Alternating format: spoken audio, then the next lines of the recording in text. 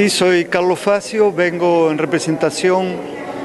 de una de las audiencias que ha venido preparando en la fase previa ya 1 año y medio este Tribunal Permanente de los Pueblos que va a analizar o que está analizando hoy aquí en Ciudad Juárez el caso México. Como parte de la audiencia de Guerra Sucia venimos a plantear una serie de prácticas del Estado mexicano que se han venido desarrollando como un continuum en los últimos 50 años. Tenemos que recordar que el terrorismo de Estado no es propio de la guerra de Calderón, sino que en los años 70 ya hubo una guerra sucia, sobre todo en las montañas de Guerrero y en otras partes de México, también aquí en el norte, en Durango, en otras geografías nacionales, y sobre todo esto recrudeció después de la matanza de Tlatelolco, y justamente de lo que trata el eje Guerra Sucia es de la actividad estatal, de agentes estatales que reprimen a las poblaciones y que, como en el caso del 2 de octubre en Tlatelolco o de la Guerra Sucia en los 70, pero también en el caso, por ejemplo, de los 500 muertos del Partido de la Revolución Democrática después del ascenso de Carlos Salinas de Gortari, cuando el fraude de Estado en el 88 perdieron la vida en el estado de Michoacán, y también, bueno, toda la parte de la Guerra Sucia que se da en torno a las comunidades zapatistas después de la insurrección campesina indígena de 1994, cuando el Estado mexicano y los caciques locales, a través del general Renán Castillo, que era el jefe de la zona militar en Chiapas, organizan una docena de grupos paramilitares que llevan a acciones contra la comunidad indígena, cuya más visible por el resultado fue la matanza de Acteal, donde 47 indígenas tzotziles perdieron la vida a manos de hermanos del municipio de Chenaló, también indígenas, que habían sido armados, entrenados por los aparatos de seguridad del Estado. Entonces vemos que en el marco de la guerra a las drogas, una guerra que no es tal guerra de Felipe Calderón, han reaparecido en México acciones, elementos que caracterizan al terrorismo de Estado. Esto es la práctica de la tortura sistemática, la desaparición forzada de personas, las ejecuciones sumarias extrajudiciales y algunos componentes que tienen que ver con una fase de colombianización de México que suma estos 3 elementos: la tortura, la desaparición forzada,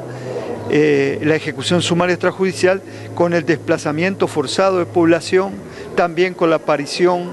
de falsos positivos. Esto es que personas civiles que son ajenas a un conflicto son detenidos en la vía pública o en sus casas o en las carreteras por elementos del Ejército, de la Marina, de la Policía Federal, y luego aparecen muertos, torturados, ejecutados, y son hechos, se hacen aparecer ante la opinión pública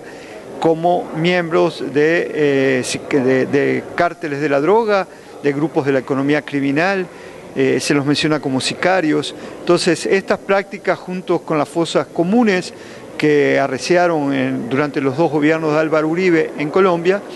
han reaparecido ahora en la guerra de Calderón. Es una guerra que no es de Calderón, es una guerra impuesta por Estados Unidos, es una guerra que se recrudece tras la iniciativa Mérida, que es un símil del Plan Colombia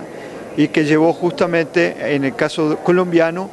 a que tuvieran el primer presidente de la narcoparapolítica, es decir, una palabra que agrupa narcotraficantes con paramilitares, con los políticos que formaron parte de la coalición de gobierno que hicieron presidente a Álvaro Uribe. Y hay justamente radicado en la Suprema Corte de Colombia un juicio que se llama el de la narcoparapolítica.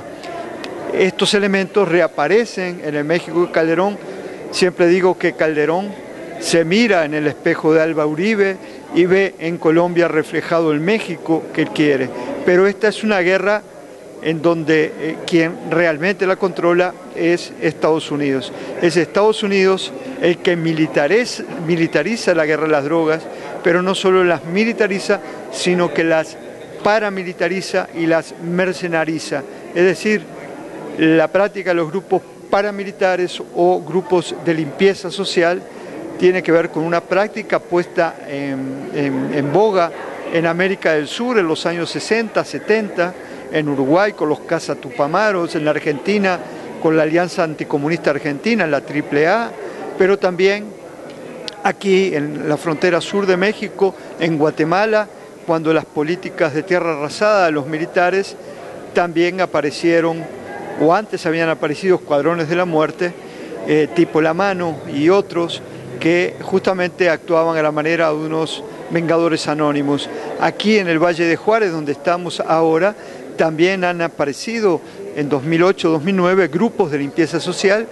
que se dedican a exterminar jóvenes, de ahí la expresión nueva acuñada por un diputado local, Quintana, de juvenicidios. En el Valle de Juárez, donde proliferaron los feminicidios que pusieron el tema en la agenda mundial, aparecen en 2009 justamente a través de la práctica de muertes de jóvenes que son considerados desechables. Irrumpen estos comandos de hombres de negro con AK-47 que llegan con grandes camionetas. Por ejemplo, un caso muy conocido fue el de el centro El Aliviane para jóvenes adictos a las drogas, donde pusieron en un patio interior a 18 jóvenes, los fusilaron, desaparecieron a 5, o sea que eran 23 jóvenes, y bueno, luego lo hicieron también en Navolato, Sinaloa. Un mes después o 15 días después hubo otro caso aquí en el Valle de Juárez, y luego ocurrieron en Torreón, es decir, en varias partes del país. Acá en el Valle de Juárez, también en el marco de la guerra, entre comillas, de Calderón, lo que se hizo a través del operativo conjunto Chihuahua fue el laboratorio de la guerra urbana en esta ciudad y su zona colindante. Es decir, una guerra urbana que luego la vimos en Uruapan, Michoacán, que la podemos ver en Sudamier, en Tamaulipas. Es decir,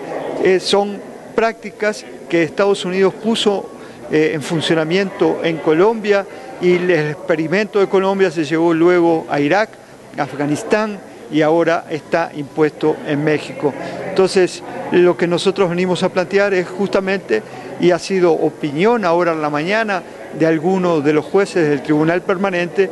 que no deberíamos tanto hablar de guerra sucia o de contrainsurgencia, sino más bien hablar de que el Estado mexicano practica una política terrorista, es decir, que en México hay terrorismo de Estado. Esto, digamos, que algunos venimos repitiendo desde hace años,